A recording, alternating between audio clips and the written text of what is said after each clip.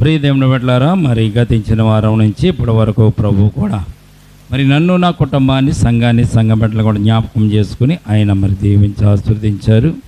ఈ దినము దేవుని సన్నిధానంలో ఉండడం గొప్ప భాగ్యమని నేను ఎంచుకుంటున్నాను. ఆయన కృప లేకపోతే, ఆయన కాపుదల లేకపోతే మనం ఈ సమయం ముందు జీవించి ఉండేవారము కాము. కనుక దేవుడు చేసినటువంటి ఉపకారాలను బట్టి, మేలును బట్టి దేవునికి స్తుతులు స్తోత్రాలు చెల్లించుకుంటూ మరి ఈ దినము మనము ప్రార్థన చేసుకొని, వాక్యము చదువుకొని, ప్రార్థన చేసుకొని మరి ప్రార్థనాపూర్వకంగా వాక్య భావనకు వెళ్దామండి. లేఖనాన్ని చదువుదాం మొట్టమొదటిగా, అప్పుడు మనం ప్రార్థన చేసుకుందాం.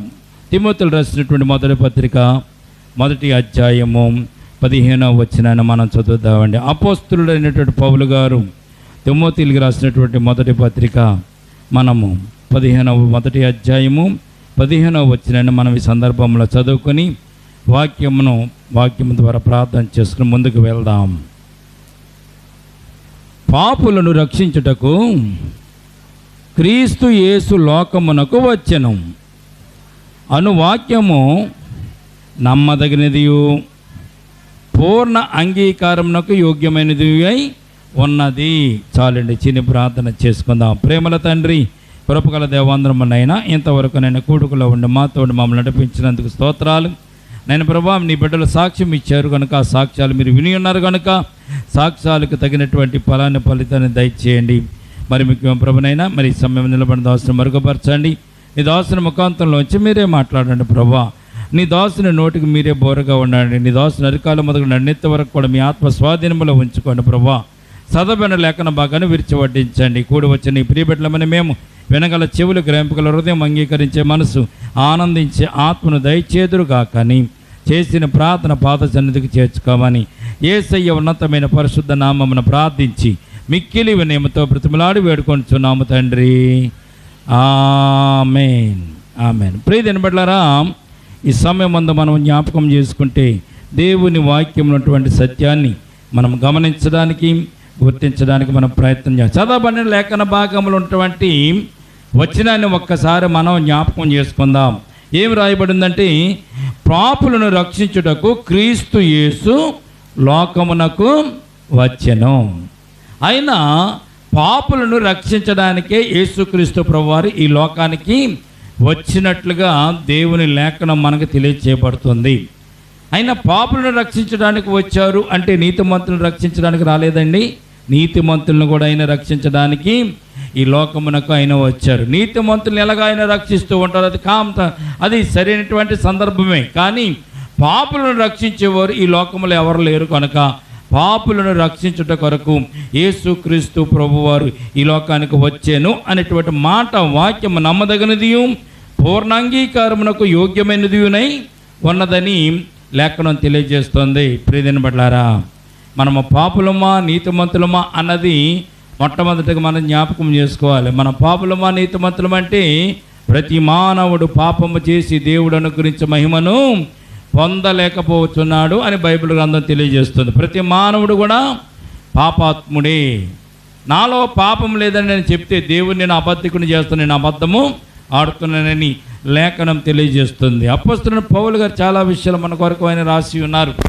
ఆయన రాసినటువంటి విషయాలు, ఆయన రాసినటువంటి లేఖనాలను మనం జ్ఞాపకం చేసుకుంటే మొట్టమొదటిగా మానవుడు పాపులుగా పాపముతోనే పుట్టాడు, పాపముతోనే బ్రతుకుతున్నాడు, పాపంలోనే జీవిస్తున్నాడు కనుక యేసుక్రీస్తు ప్రభువారి లోకానికి ఆయన శిలువదారిగా రావాల్సి వచ్చింది, మనుష్య కుమారుడిగా రావాల్సి వచ్చింది. శిలువ మీద ఆయన మరణించి ఆయన రక్తమును కార్చి మన పాపముల నిమిత్తం అయినా విడుదల పొందించడానికైనా ఈ లోకానికి వచ్చినట్టుగా మనం చూస్తున్నాం. అయితే దేవుడు పాపులను రక్షించే విషయంలో ఎట్టి ప్రణాళికనైనా అవలంబిస్తాడు. ఆయన పాపులను రక్షించే విషయంలో ఎటువంటి ప్రణాళికను ఆయన ఏర్పాటు చేస్తాడు. ఆయన పాపులను రక్షించే విషయంలో ఆయన ఉద్దేశాలు, ఆయన తలంపులు ఎలాగున్నావో ఒక్కసారి మనము ఈ దినం జ్ఞాపకం చేసుకుందాం. ఒక కేసు స్టడీ చేద్దాం. యోహాను రాసిన సువార్త 8వ అధ్యాయంలో 1వ వచనం నుండి 11 వచనాల వరకు మనం జ్ఞాపకం చేసుకున్నట్లయితే ఒక కేసు స్టడీ చేసి దేవుని యొక్క మరి పాపం నుంచి విడుదల పొందించే విషయాల గురించి మనము కొద్ది మాటలు ఇక్కడ ధ్యానం చేసుకోవడానికి ప్రయత్నం చేద్దాం. 8వ అధ్యాయము మొట్టమొదటి వచనం నుండి మనం చదువుకుంటూ మనం ముందుకు వెళ్దామండి. 1వ వచనం నుంచి చదువుకుంటూ ముందుకు వెళ్దాం. యేసుక్రీస్తు ప్రభువారు సువార్తను ప్రకటిస్తూ 3.5 సంవత్సరాలు సువార్తను ప్రకటించిన తర్వాత ప్రకటించే భాగంలో ఒలీవల కొండకు యేసుక్రీస్తు ప్రభువారు వెళ్ళినట్టుగా పరిశుద్ధ గ్రంథంలో మనం చూడగలుగుతున్నాం. యేసుక్రీస్తు ప్రభువారు ఆయన ఒలీవల కొండకు వెళ్ళాను.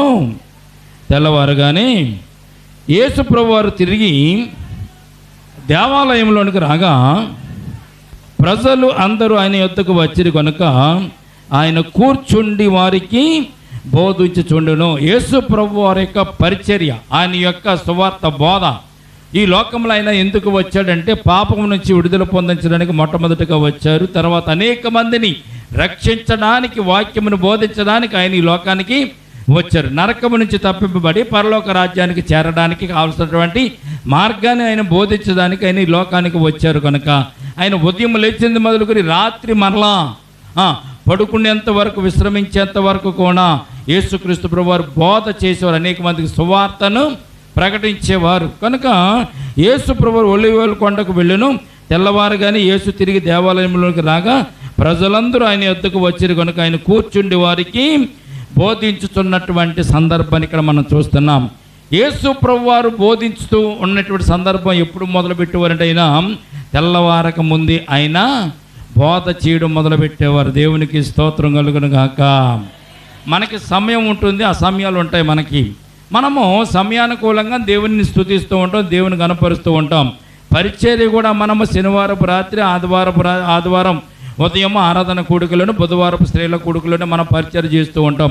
మిగిలిన రోజులు మనం ఖాళీగానే ఉంటాం. ప్రియమైన బిడ్డలారా, యేసుక్రీస్తు ప్రభువారు అలా కాదు. ఉదయం మొదలుకొని సాయంత్రం వరకు ఆయన సువార్తను ప్రకటించిన సందర్భాల మధ్య ఒక్కరోజు కూడా ఆయన బోధ చేయని రోజు లేదు అనేటువంటి విషయం పరిశుద్ధ గ్రంథం మనకి తెలియచేయబడుతుంది.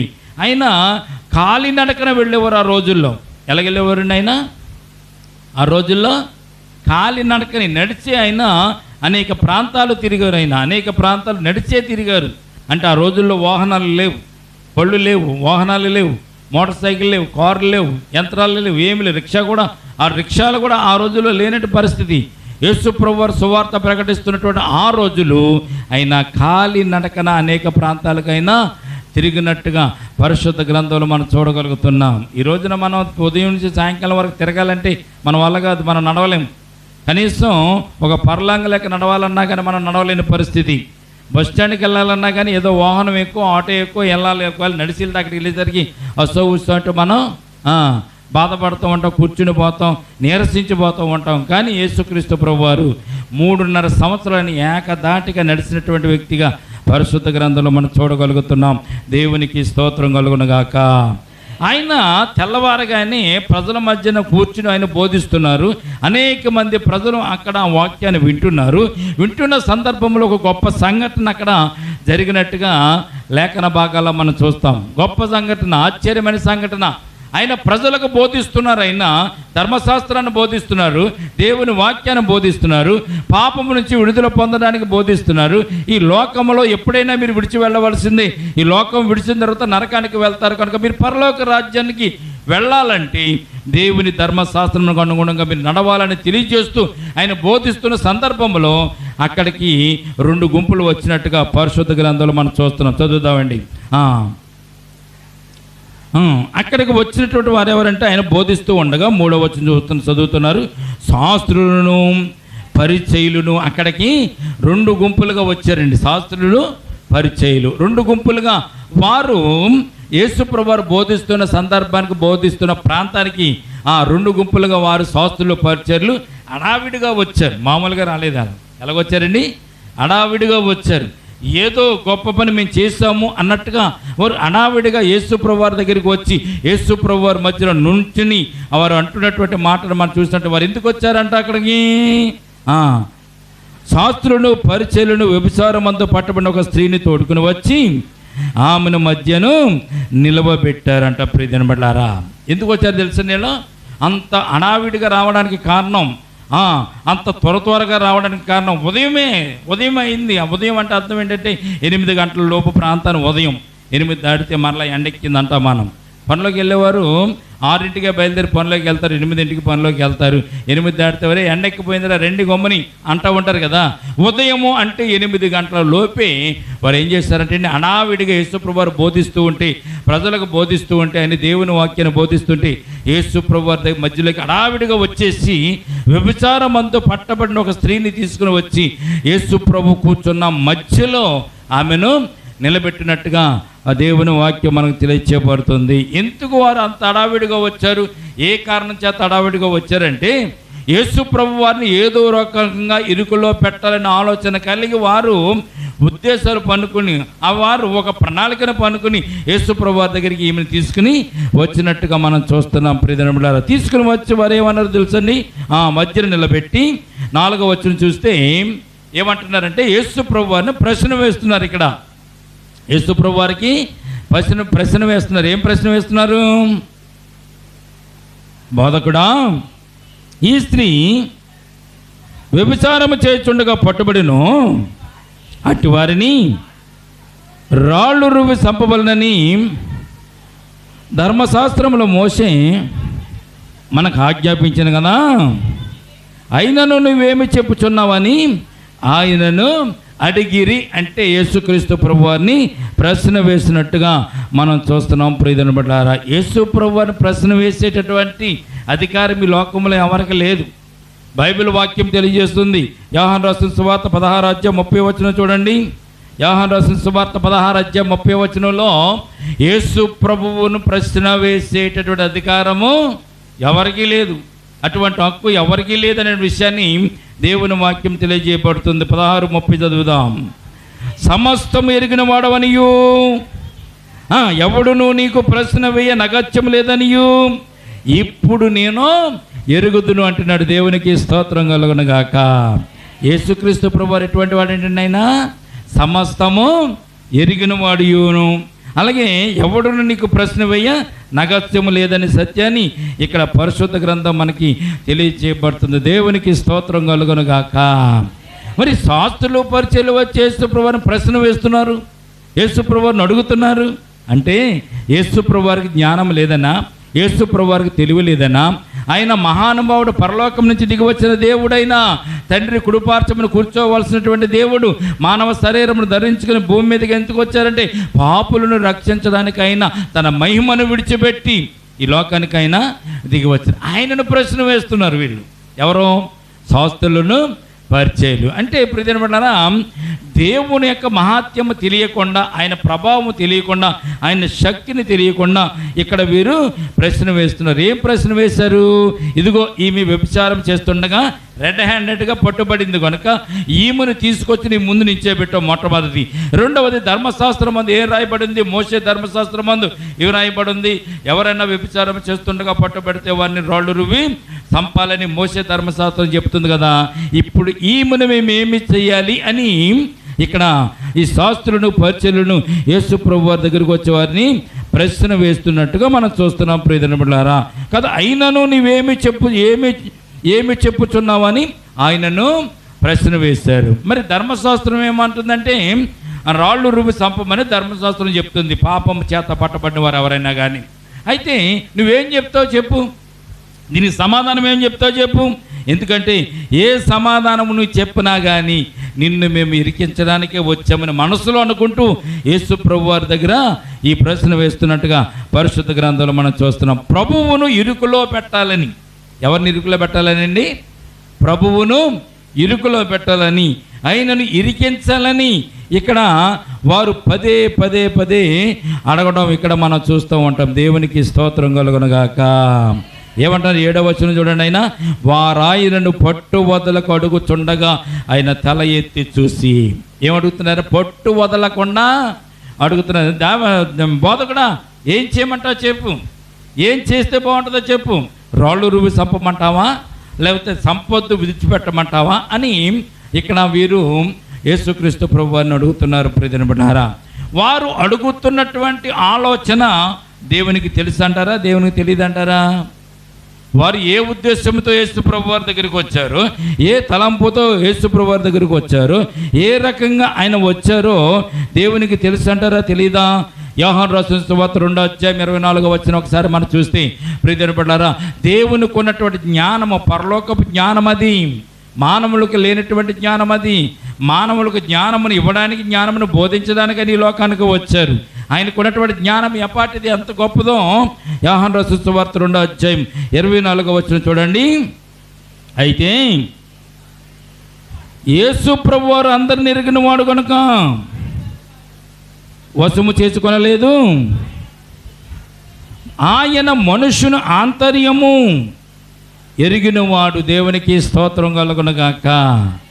మనుషుల యొక్క ఆంతర్యం ఎరిగినవాడు, అంతరంగంలో ఉన్నటువంటి ఉద్దేశాలు ఎరిగినటువంటి గొప్ప దేవుడు. దేవునికి స్తోత్రం కలుగునుగాక.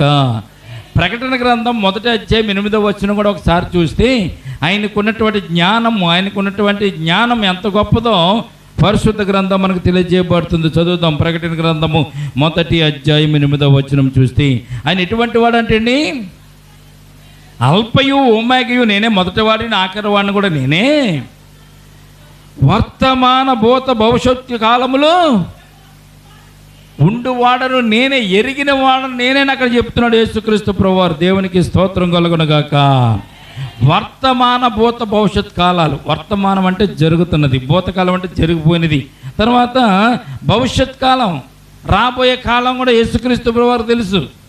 ఆయన జరిగిపోయింది చెప్పగలడు, జరుగుతున్నది చెప్పగలడు, జరగబోయే విషయాన్ని కూడా యేసుక్రీస్తు ప్రభువారు చెప్పగలడు. ప్రియమైన బిడ్డలారా, అంత జ్ఞానం కలిగినటువంటి యేసు ప్రభువారిని వీళ్ళు వచ్చి ప్రశ్నలు వేస్తున్నట్టుగా మనం చూస్తున్నాం. చూడండి, పరిచయులు, శాస్త్రులు, పరిచయులు వ్యభిచారమందు పట్టబడిన స్త్రీని తోడుకుని వచ్చి ఆమెను యేసయ్య ముందు నిలబెట్టి వారు యేసుక్రీస్తు ప్రభువును ప్రశ్న వేస్తూ అడుగుతున్నారు.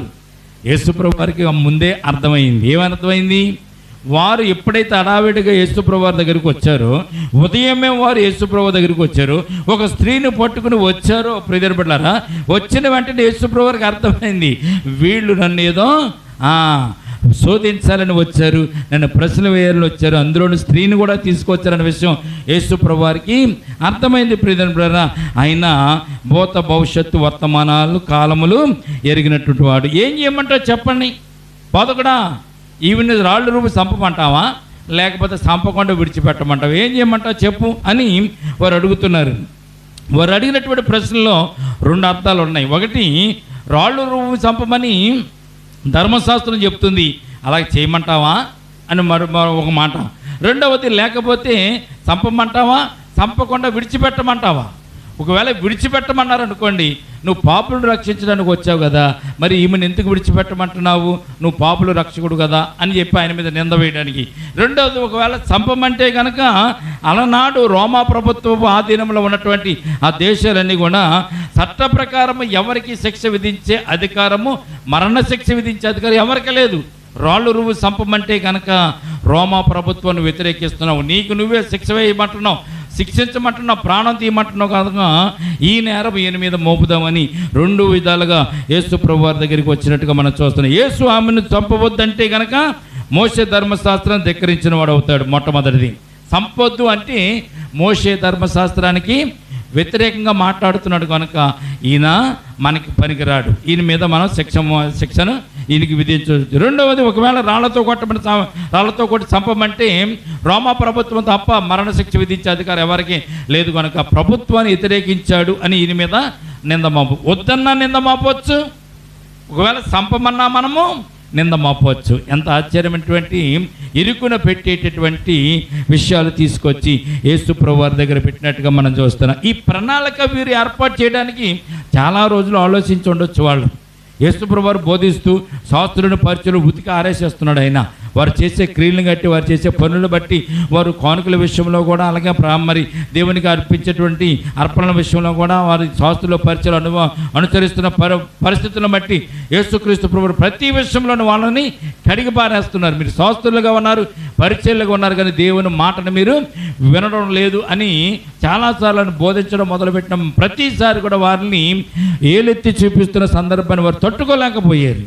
మంచి చెయ్యండి అంటే వారికి దేవుని మీద కోపం వచ్చింది, మంచి చేయమంటే వారు చేయకుండాను దేవుని మీద తిరగబడ్డానికి ప్రయాణం, ఏదో రకంగా యేసు ప్రభువు వారిని ఇరికించాలి అని పట్టుదల వదలకుండా వచ్చి ఆయనను ఈ ప్రశ్నలు వేసి అడుగుతున్నట్టుగా పరిశుద్ధ గ్రంథంలో మనం చూస్తున్నాం. ప్రియమైన బిడ్డలారా, జ్ఞాపకం చేసుకోండి. వారు చెప్తున్న మాట ఏమిటంటే, ఈ స్త్రీ పాపం చేసింది. ఏ స్త్రీ? ఇదిగో మేము పట్టుకుని తీసుకొచ్చినటువంటి స్త్రీ పాపం చేసింది కనుక ఈ పాపాత్ములను ఏం చేయమంటామని యేసుప్రభువు వారి దగ్గర అడుగుతున్నట్టుగా మనం పరిశుద్ధ గ్రంథంలో మనం చూస్తున్నాం. యేసుప్రభువు వారు ఏమన్నారు చూడండి, అక్కడ 7వ వచనంలో, మీలో పాపము లేనివాడు మొట్టమొదట ఆమె మీద రాయి వేయించునని వారికి సమాధానం చెప్పాడు. దేవునికి స్తోత్రం కలుగునుగాక. దేవునికి మహాజ్ఞానమండి. ఆయన వచ్చినటువంటి వారు ఏ తలంపులతో వచ్చారు, ఏ ఆలోచనతో వచ్చారు దేవునికి తెలుసు కనుక యేసుక్రీస్తు ప్రభువారు ముందే జ్ఞాపకం, ఆయన ముందే ఆలోచన చేసుకుని ఉన్నారు కనుక చెప్పే ఒకటే మాట. వారు పట్టు వదలకుని అడుగుతున్నారు. ఎందుకు అడుగుతున్నారో తెలుసా? ఈమె పాపం చేసింది, మేము పాపము చేయలేదు కనుక. ఈమె దొరికింది, మేము దొరకలేదు కనుక ఈమెనేం చేయలేని పట్టుదల కలిగి అడుగుతుంటే ప్రభువారు ఏం చెప్పారు తెలుసండి? పాపము లేనివాడు ఆమె మీద మొట్టమొదటిగా రాయి వేయమని దేవుడు చెప్తున్నాడు. ప్రియమైన బిడ్డలారా, మీలో లోపము లేనివాడు మొట్టమొదటిగా ఆమె మీద రాయి వేయమన్నాడు. మత్తయి రాసిన సువార్త 7వ అధ్యాయము 3వ వచనం నుంచి 5వ వచనం చూస్తే ప్రియమైన బిడ్డలారా, అంతకు ముందే దేవుడు చెప్పాడు ఈ శాస్త్రుల గురించి, పరిచర్ల గురించి, వారుకున్న ఆలోచనలు బట్టి, వారుకున్న థాట్లను బట్టి కూడా ముందుగానే యేసుప్రభువు ఎరిగి మత్తయి రాసిన సువార్తలోని ఒక మాట ఆయన తెలియజేశారు. ఆ మాట మనం చదువుతాం. చదవండి ఒకసారి. 7వ అధ్యాయము 3వ వచనం నుంచి 5వ వచనం వరకు. మత్తయి రాసిన సువార్త 7వ అధ్యాయం. నీ కంటిలోనున్న దూలము ఉంచుకుని, నీ కంటిలో దూలమును ఉంచుకొని నీ సహోదరుని కంటిలో ఉన్న నలుచును చూచట ఎలా? నీ కంటిలో దూలముండగా నీ సహోదరుని చూసి నీ కంటిలో ఉన్న నలుసును తీసివేయమని చెప్పడం ఎలా? వేషధారి, మొదట నీ కంటిలో ఉన్న దూలమును తీసివేసుకో, అప్పుడు నీ సహోదరుని కంటిలో ఉన్న నలుసును తీసివేయడానికి నీకు సులువు అవుతుందని చెప్పి యేసుక్రీస్తు ప్రభువు ముందే చెప్పేశారు. దేవునికి స్తోత్రం కలుగునుగాక. ఈ శాస్త్రులు పరిచయలు ఎటువంటి వారంటే అండి, వేషధారులుగా ఉన్నారంటే, వేషాన్ని ధరించుకున్నారు. ధర్మశాస్త్రాన్ని అనుసరిస్తున్నట్టుగా, ధర్మశాస్త్రాన్ని పాటిస్తున్నట్టుగా వేషధారణతో వారు నడుస్తున్నారు కనుక వారి గురించి యేసుక్రీస్తు ప్రభువారు ముందే చెప్పేశారు. ఏమని చెప్పారు తెలుసని? నీ కంటిలో దూలమును ఉంచుకుని ఎదుటివారిని కంటిలో నడుస్తున్న తీయ ప్రయత్నం చేస్తున్న వేషధారి అని యేసు ప్రభువారు చెప్పారు. ఈ స్త్రీ పాపం చేసింది, ఈ స్త్రీ దొరికింది, ఈ స్త్రీని తీసుకొచ్చి యేసు ప్రభువారు ముందు నిలబెట్టారు. కానీ అంతకు ముందే వీరందరూ కూడా పాపము చేసిన వారని పరిశుద్ధ గ్రంథం తెలియజేయబడుతుంది. అందుకే ఈ లోకంలో ఒక మరి సామెత కూడా ఉంది చూడండి, తప్పులు ఎన్నువారు తమ తప్పులు ఎరుగురయ్యా. ఊరి జనులకెల్లా ఉండు తప్పు, ప్రతి ఒక్కరికి తప్పు ఉంటుంది. తప్పులు ఎన్నువారు తమ తప్పులు ఎరుగరు కనుక విశ్వదాభిరామ వినురమేమని సామెత కూడా ఒక మరి పరిశుద్ధ గ్రంథం మరి ఈ లోకంలో ఉంది. ప్రియమైన బిడ్డలారా, తప్పు లేనివాడు ఎవడు కూడా భూమి మీద ఎవరు ఉరువి జనులకెల్లా ఉండు తప్పు. ప్రతి ఒక్కరికి తప్పు ఉంటుంది, పొరపాటు ఉంటుంది, ప్రతి ఒక్కడు తప్పు చేస్తాడు. కానీ ఆ తప్పు బయటపడేంత వరకు వాడు నీతిమంతుడిగా మనకు కనబడుతూ ఉంటాడు. కానీ ఎదుటి వారిని మాత్రం తప్పులను మనము ఎన్నుతూ ఉంటాము. చూడండి, తప్పులు ఎన్నువారు తండోపు తండాలు. ఎదుటివారు తప్పును చూసి ఇది తప్పు, నువ్వు చేస్తున్న తప్పు అనేవారు తండోపు తండాలుగా ఉంటారంట. కానీ వాడు చేసే తప్పు ఎవరికి కూడా తెలియదంట. బయటపడితే కదా తెలియదు. బయటపడితేనే కదా మనం దొంగ. బయటపడినంత చెప్పి కూడా దొంగ కాదు. వాడు ఎన్ని దోపిడీలు చేసినా, ఎన్ని హత్యలు చేసినా బయటపడేంత వరకే, దొరకనంత చెప్పి దొరికితే వాడు దొంగగానే ఉంటాడు. కనుక ప్రియమైన బిడ్డలారా, యేసుక్రీస్తు ప్రభువారు ముందే గ్రహించి వారి జీవితంలో ఉన్నటువంటి తలంపుల ఆలోచన కనిపించి ఆయన ఒక మాట చెప్పాడు. ఏమని చెప్పాడు తెలుసా? మొట్టమొదటిగా పాపం చేయమని ఎవడో మొట్టమొదటి రాయేయండి, తర్వాత మీరు మిగిలిన వారు రాళ్ళు ఎదురుగారని చెప్పి యేసు ప్రభువారు వారికి ఆ మాట చెప్పి నేల మీద ఏదో వంగి ఆయన రాస్తున్నట్టుగా పరిశుద్ధ గ్రంథంలో మనం చూడగలుగుతున్నాం. ప్రియమైన చదవండి. తర్వాత ఆయన చూసి మీలో పాపము లేనివాడు మొట్టమొదట ఆమె మీద రాయి వేయవచ్చునని వారితో చెప్పి మరలా వంగి నేల మీద వ్రాయిచుండెను. వారు ఆ మాట విని పెద్దవారు మొదలుకొని చిన్నవారు వరకు ఒకని వెంట ఒకడు బయటికి వెళ్ళిరి. ప్రియమైన బిడ్డలారా, ఎప్పుడైతే యేసు ప్రభువారు ఈ మాట చెప్పారో చూడండి, ఏ మనుషుడు కూడా పాపము లేనివాడు కాదు. యేసు ప్రభువారు ఏం చేస్తున్నారు? ఈ పాపాత్మురాలను తీసుకుని వచ్చి మధ్యలో నిలబెట్టిన తర్వాత వారు పదే పదే అడుగుతుంటే యేసుప్రభు వారు ఒకే ఆన్సర్ ఇచ్చారు. ఒకే ఆన్సర్, ఎన్నో ఆన్సర్లు ఇవ్వలేదు. ఆయన ఇచ్చినటువంటి ఆన్సర్ ఒకటో తెలుసని ప్రతిదిన పట్లన, పాపము లేనివాడు మొట్టమొదటిగా ఆమె మీద రాయి వేయండి, తర్వాత మిగిలిన వారు ఇవ్వచ్చు అని యేసుప్రభు వారు చెప్పి నేల మీద వంగి ఆయన ఏదో రాస్తున్నాడంట. ఒక దైవజనుడు చెప్పాడు, ఆయన నేల మీద ఏ రాస్తున్నాడంటే ఆయన ఇసుక మీద, నేల మీద ఉన్నటువంటి ఇసుక మీద ఆయన రాస్తున్నాడంట. ఎవరి గురించి రాస్తున్నాడు? వచ్చిన వారి యొక్క పాపాలన్నీ కూడా ఆయన, వచ్చేవాడి యొక్క పాపాలు ఆయన నేల మీద రాస్తుంటే ఆ పాపాలు వాటికి తేటగా కనపడి ఆ పాపములు చూసి వాడు రాయి అక్కడ పడవేసి వెనకకు వెళ్ళిపోతున్న సందర్భాన్ని అక్కడ చూశాడండి. దేవునికి స్తోత్రం కలుగునుగాక. ఏం చేశారు? యేసుప్రభు వారు చెప్పిన మాట, ఎవరు మొట్టమొదటిగా పాపం లేనివాడు రాయి వేయండి అని చెప్పి వంగిని నేల మీద రాస్తుంటే మొట్టమొదటి వాడు ఒకడు వచ్చాడు, పెద్దవాడు వచ్చాడు. వాడు చక్కగా టీవీగా నడుచుకుంటూ వచ్చాడు, రాయి పట్టుకుని వచ్చి యేసుప్రభు వారిని దాటి ఆమె మీద రాయి వేయడానికి అలాగే వెళ్తుంటే యేసుప్రభు వారి కింద ఏదో రాస్తుంటే ఆ రాస్తున్నటువంటి రాత ఆ వచ్చేవాడికి తేటగా కనపడుతుందంట. వచ్చేవాడికి తేటగా కనపడుతుందంట. టీవీలో మనం సినిమా చూస్తున్నప్పుడు, టీవీలో వార్తలు చూస్తున్నప్పుడు వారి మొక్కలు ఎలా కనపడతాయో, అక్షరాలు మనకి ఎలా కనపడతాయో అంత తేటగా యేసుప్రభు వారి నేల మీద రాస్తుంటే ఆ వ్రాతలు అంత తేటగా వచ్చేవాడు కనపడి వాడి పాపాలన్నీ రాసేస్తున్నాడు యేసుక్రీస్తు ప్రభు వారు. ఏ పాపాలు రాస్తున్నాడు? చీకటిలో చేసిన పాపాలు, వెలుగులో చేసిన పాపాలు, వాడు చేసిన దొంగతనాలు, దోపిడీలు, హత్యలు మొత్తం అన్నీ కూడా వాడి పాపాల చిట్ట అంతా కూడా యేసుప్రభు వారు కింద నేల మీద వంగని వ్రేలితో రాస్తున్నాడంట. అటు చూసి అమ్మ బాబోయ్, నా పాపాలు యేసుప్రభు వారు తెలుసు, నా పాపాలు ఆయన రాసేస్తున్నాడు అని చెప్పి గబగబా రాయి అక్కడ వదిలిపెట్టి అటు వెనకకి వెళ్ళిపోయాడు. వెనక్కి వెళ్తుంటే వెనకాల ఉన్న వాళ్ళు ఉంటారు కదా, యారా వెనక్కి వచ్చేవంటి, రాయేస్తానని వెళ్ళావు కదా, రాయేయకుండా వెనక్కి వచ్చేసాడు, నేను ఏం లేదా మీరేంటి అంటే రెండోవాడు వచ్చాడు. రెండోవాడు వచ్చేసరికి రెండోవాడు యొక్క పాపాలు కూడా యేసుప్రభు వారి కింద రాస్తుంటాడు. అప్పుడు అర్థమైంది, మొదటోడు ఎందుకు వెళ్ళిపోయాడు అర్థమైంది, నా పాపాలు కూడా ఈయన రాసేస్తున్నాడు, నా పాపాలు కూడా ఈయనకి తెలుసు అని చెప్పి వాడు కూడా రాయి అక్కడ పడవేసి వెనుకకు వెళ్ళిపోయాడు. ప్రియదేవుని బిడ్డలారా, కనుక దేవుని యొక్క జ్ఞానము, దేవుని యొక్క తలంపులు, ఆలోచనలు, ఉన్నతమైన తలంపులు, ఉన్నతమైన ఆలోచనలు కేవలము పాపాత్ములైనటువంటి స్త్రీని రక్షించడానికే కాదు, ఆమెకి రక్షణ ఇవ్వడానికి కూడా యేసుక్రీస్తు ప్రభువు వారి లోకానికి వచ్చిన సత్యాన్ని మొట్టమొదటిగా మనం జ్ఞాపకం చేసుకోవాలి. అక్కడ చదవబడినటువంటి మాట మనం చదువుదాం. ప్రియదేవుని బిడ్డలారా, ఆయన మరలా వంగి నేల మీద వ్రాచుండెను.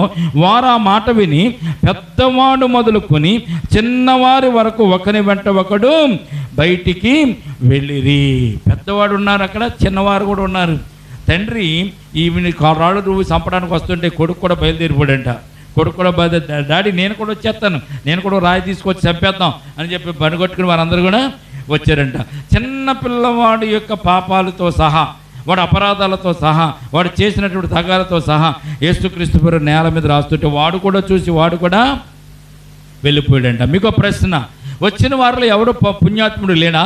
వచ్చిన వారిలో ఎవరు కూడా పాపం చేయని వాడు ఎవరు లేరా అని ఒక్కోసారి మనం ప్రశ్న వేసుకుంటే, వచ్చిన వారందరిలో, అందరి జీవితంలో పాపములు వారు చేసిన వారే అని యేసుక్రీస్తు ప్రభువారు అక్కడ నేల మీద రాస్తూ వారి జీవితాలన్నీ కూడా రాస్తూ యేసు ప్రభువారు వారికి వారి పాపాలను వారికి తెలిసేలాగా చేసి ఆమె మీద రాయి వేయకుండా దేవుడు కాపాడినట్టుగా మనం చూస్తున్నాం. దేవునికి స్తోత్రం కలుగునుగాక.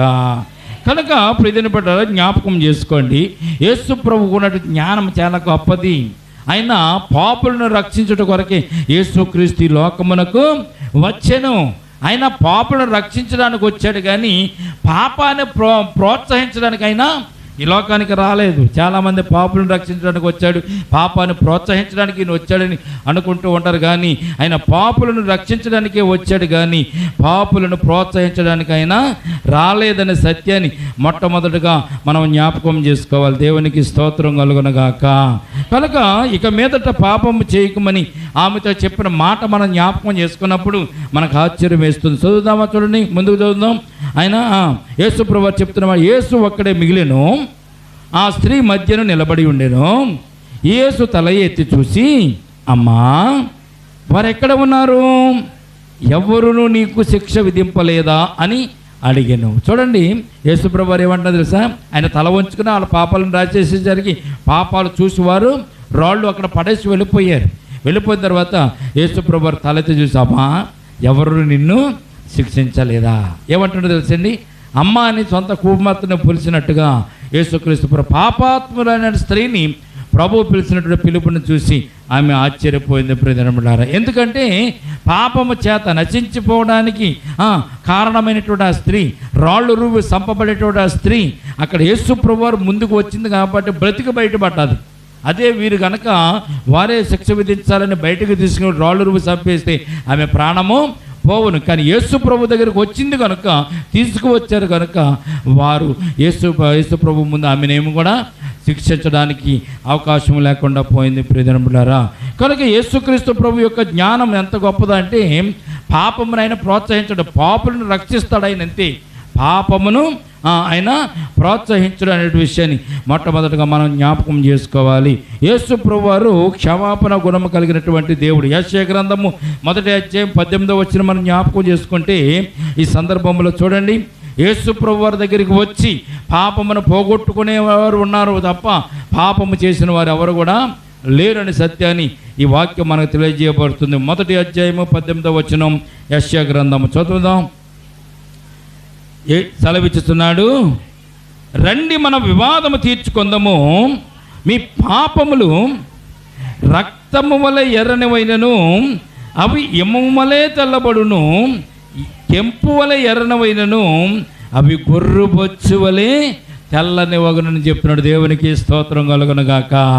ఎందుకంటే వివాదము తీర్చుకుందాము రండి. దేవుని దగ్గరికి వస్తే ఎర్రనివైన ఆ పాపాలు ఎలాగ మారిపోతాయంటే ఎమ్మ కంటే తెల్లగా మారిపోతాయంట. గొర్రె బొచ్చు కంటే తెల్లగా ఆ రోజుల్లో గొర్రె బొచ్చు ఎక్కువ కనబడేది కనుక గొర్రె బొచ్చుని బట్టి దేవుడు ఉదాహరణ చెప్పేవారు. ఎమ్మమ్మ కూడా ఆ రోజుల్లో ఎక్కువ ఉండేది. ఎమ్మ అంటే ఐసు గట్ల ఐసు ప్రాంతం ప్రియదినబడ్డారా.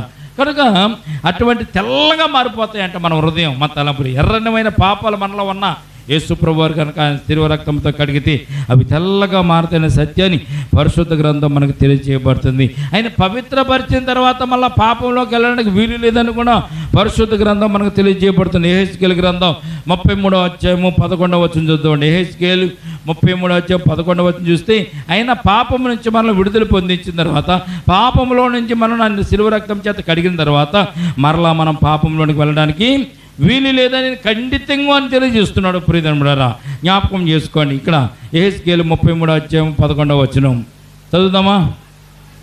కాగా వారితో ఇట్లనెను, నా జీవముతోడు దుర్మార్గుడు దుష్టుడు మరణము నొందుట వలన నాకు సంతోషం లేదు, కానీ దుర్మార్గుడు తన దుర్మార్గత నుండి మరలి సత్ప్రవర్తన కలిగి బ్రతుకుట వలన నాకు సంతోషము కలుగునని దేవుడు తెలియజేస్తున్నాడు. దేవునికి స్తోత్రం కలుగునుగాక. దుర్మార్గుడు, పాపులు నశించడం దేవునికి ఇష్టం లేదు, అందుకే పరలోకం నుండి అయినా భూమి మీదకి దిగి వచ్చాడు. ప్రియజనుడు, పాపులు నశించిపోవడం దేవునికి ఇష్టం లేదు. చాలామంది ఏమనుకుంటున్నాడు, ఆడు పాపం చేస్తున్నాడు నశించిపోవాలాడు, దుర్మార్గం పని చేస్తున్నాడు నాశనం అయిపోవాలని మనం కోరుకుంటాం. దేవుడు అలా కోరుకోవడం లేదు. దుష్టుడు దుష్టత్వము నుండి విడుదల పొందాలని, మారు మనసు పొందాలని దేవుడు కోరుకుంటున్నాడు. దుష్టుల మరణమును దేవుడు కోరుకోవడం లేదంట. దుష్టుడు తన ప్రవర్తన నుండి మరలి జీవించి మంచి మార్గంలో నడవాలని దేవునికి అన్న కోరికని పరిశుద్ధ గ్రంథం మనకు తెలియజేయబడుతుంది. ప్రియదనుబడారా జ్ఞాపకం చేసుకోండి, దేవుడి లోకంలో పాపులను రక్షించడం కొరకే యేసుక్రీస్తు ప్రభువారి లోకానికి వచ్చాడు. ఈ వాక్యం నమ్మదగినటువంటి వాక్యం ఇది. కనుక ఈ స్త్రీని రక్షించడం దేవుని యొక్క బాధ్యత. కనుక ఆ స్త్రీని దేవుడు రక్షించినట్టుగా పరిశుద్ధ గ్రంథంలో మనం చదువుతాం. చదవండి 10వ వచనం చూడండి. అమ్మా, వారు ఎక్కడ ఉన్నారు, ఎవరు నీకు శిక్ష విధింపలేదా అని అడిగినప్పుడు ఆమె అంటుంది, లేదు ప్రభువా. నిన్ను ఏమందండి? లేదు ప్రభువా. ప్రభు అంటే రక్షకుడు. లేదు నాయనా, లేదు తండ్రి, నన్ను ఎవరు కూడా శిక్షించలేదు. ఎవరు నిన్ను శిక్షించలేదంటే ఎవరు శిక్షించలేదు. ఎందుకు శిక్షించలేదంటే వారు కూడా పాపము చేసిన వారు కనుక ఈమె మీద రాయి వేయడానికి వారికి అధికారం లేదని వారు రాళ్ళక్కడన్నీ పడాసి చెడిపోయారు. ప్రియదనుడు, అప్పుడు యేసు ప్రభువు అంటున్న మాట, ఆఖరి మాట మనం చదువుతాం చూడండి. అందుకు యేసు, నేనును నీకు శిక్ష విధింపను, నీవు వెళ్ళి ఇక పాపము చేయకుమని ఆమెతో చెప్పను. దేవునికి స్తోత్రం కలుగునుగాక. ఇప్పుడంటే నా దగ్గరికి తీసుకొచ్చేది కనుక నేను నిన్ను రక్షించగలిగాను. తర్వాత ఒకవేళ నువ్వు పాపం చేస్తే నిన్ను రక్షించడానికి ఎవరు కూడా ఉండరు. కనుక నువ్వు పాపమును విడిచిపెట్టేయి. పాపాన్ని దేవుడు ప్రోత్సహించడం లేదు. మరలా నువ్వు పాపం చేయి నిన్ను రక్షిస్తానని యేసుప్రభువు ఇక్కడ చెప్పడం లేదు.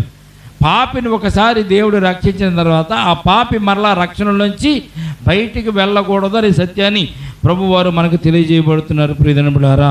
అందుకే యోహాను రాసిన సువార్త 5వ అధ్యాయము 14వ వచనం మనం చూద్దాం ఒకసారి. యోహాను రాసిన సువార్త 5వ అధ్యాయం 14వ వచనంలో ఏం తెలియజేస్తుందంటే, దేవుడు పాపులను ప్రేరేపించడం లేదు, పాపులను ఆయన ప్రేరేపించే వారికి మద్దతు ఏమి తెలియజేయడం లేదు. పాపులను శిక్షించడం కాకుండా రక్షించడానికైనా ఈ లోకానికి వచ్చడానికి ఇదిగో స్వస్థత నొందితివి, మరి ఎక్కువ కీడు నీకు కలుగకుండా ఉండునట్లు ఇకను పాపము చేయకము. పాపాన్ని యేసుక్రీస్తు ప్రభువు ఖండించేవారు. దేవునికి స్తోత్రం కలుగునగాక. కనుక నీకు ఎక్కువ హాని కలగకుండానట్లు ఇక నీవు పాపము చేయకము. నువ్వు స్వస్థత నొందుతివి, నువ్వు రక్షింపబడితివి. కనుక ఇక్కడ నువ్వు పాపము చేయడానికి వీలు లేదని యేసుక్రీస్తు ప్రభువారు ఇక్కడ తెలియజేస్తున్నట్టుగా మనం చూస్తున్నాం. ప్రియజనులారా, శాస్త్రులు పరిచర్లు ఆ స్త్రీని చంపాలని, రాళ్ళు రువ్వు చంపాలని, యేసు ప్రభువారు ముందే చంపాలని వారు ఒక పెద్ద ప్రణాళిక వేసుకుని వచ్చారు. పెద్ద గోడ కట్టేశారు వారు, అబద్ధపు గోడ. వారు సిమెంట్తోనూ ఈ ఐరన్తోనూ పెద్ద గోడ కట్టి ఆమెను తీసుకుని వచ్చారు. కానీ యేసు ప్రభువారి దగ్గరికి వచ్చిన తర్వాత ఆ గోడ, వారు కట్టుకున్న గోడ అంతా కూడా కూలిపోయినట్టుగా పరిశుద్ధ గ్రంథంలో మనం చూస్తాం. ప్రియజనులారా, దేవుని ఇరుకుని పెట్టాలని వారు చూశారు, కానీ వారే ఇరుకుని పడి వారి పాపాలు అన్నీ తెలియజేయబడినప్పుడు వారు అక్కడ రాళ్ళు ఉదిరి విడిచిపెట్టి వెళ్ళిపోయినట్టుగా మనం చూస్తున్నాం. వారు వేసుకున్న పన్నాగం ఏంటంటే యేసు ప్రభువుని ఏదో రకం ఇరికించాలని వచ్చారు. వద్దంటే ఒక నేరం మోపుదాము, చెయ్యమంటే ఒక నేరం మోపుదామని, 2 నేరాలను యేసు ప్రభువు మీద ఏదో ఒకటి యేసు ప్రభువు నేరం మీద మోపుదామని వచ్చారు. కానీ యేసు ప్రభువు ఇలాగ మాట్లాడతారని వాళ్ళకి తెలియదు. ప్రియజనులారా, ఇక్కడ ఉన్నట్టు సమస్య ఏంటంటే రాళ్ళు రువ్వు చంపమంటావా, రాళ్ళు రువ్వు చంపకుండా వదిలిపెట్టమంటావా? 2 ఆన్సర్లు. మనం ఏమంటామంటే రాళ్ళు రువ్వు చంపొద్దని ఒక మాట అనాలి, రాళ్ళు రువ్వు చంపమనాన్ని మనం జవాబు చెప్పాలి. కానీ యేసు ప్రభువారు అనే జ్ఞానవంతుడు, జ్ఞానం వెలిగిన వారు, భూత భవిష్యత్తు వర్తమాన కాలంలో ఎరిగినటువంటి దేవుడు కనుక, హృదయాంతరంగాలను తెలుసుకున్న దేవుడు కనుక వారి ఉద్దేశాలు ఎరిగి వారి ఉద్దేశాలను బట్టి ఆయన వారికి జవాబిచ్చినట్టుగా మనం చూస్తున్నాం. కనుక మీలో పాపము చేయనివాడు రాయి వేయమని ఎప్పుడైతే చెప్పారో వారందరూ కూడా ముందుకు వచ్చారు. కానీ వారికి ఉన్న పాపాలను యేసుప్రభువు నేల మీద రాస్తుంటే అవి చూసి వారు భయపడి వారు వెనుకకు వెళ్ళిపోయినట్టుగా మనం చూస్తున్నాం. అందుకే యేసుప్రభువు నేను నిన్ను శిక్షించను, నేను కూడా నిన్ను శిక్షించను. శిక్షించే అధికారము యేసుక్రీస్తు ప్రభువుల వారికి ఒక్కరికే ఉంది.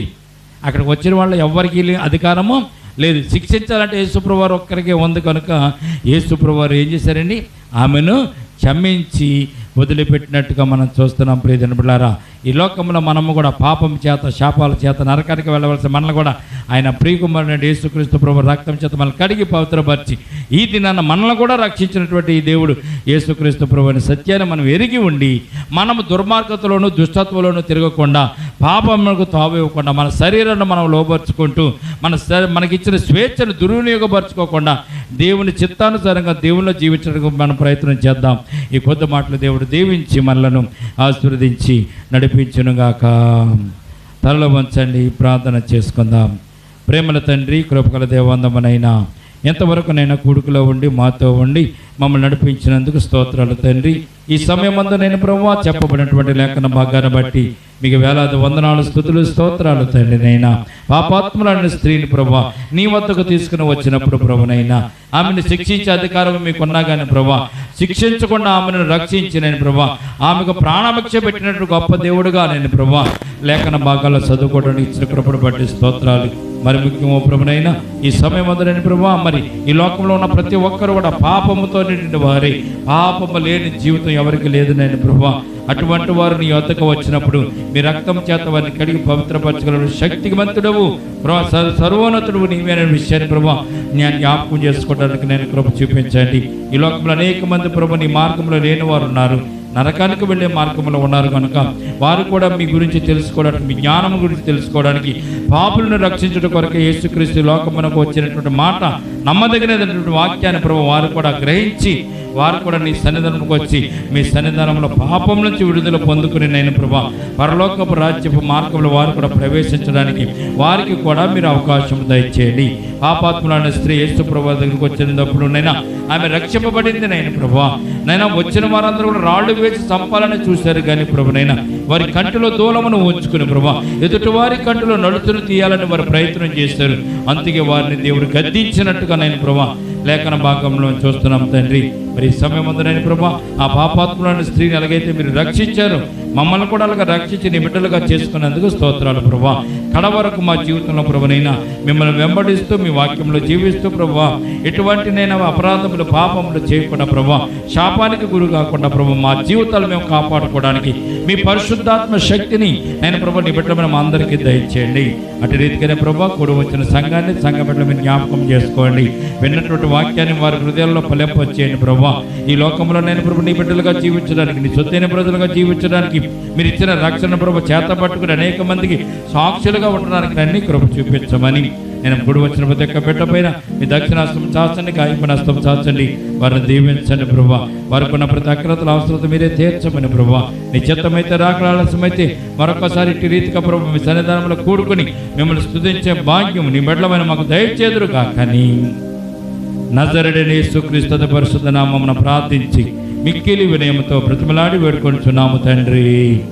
ఆమేన్. ఆమేన్.